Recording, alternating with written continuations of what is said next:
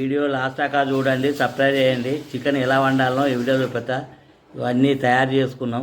Stove అంటూ పెట్టినాం. Stove పైన మట్టి కంతులు పెట్టినాం. అందులో అరపావిడి నూనె పోసుకున్నాం.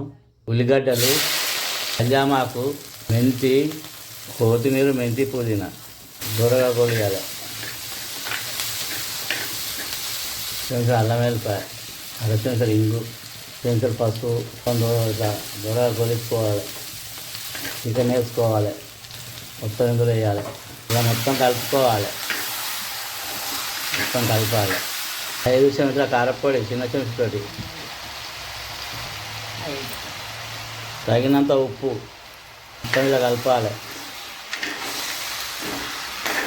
ఉమ్మగిలింది. ఇప్పుడు నీళ్ళు పోసుకోవాలి. ఇందులో 2 చెంచాల నీళ్ళు పోసుకోవాలి.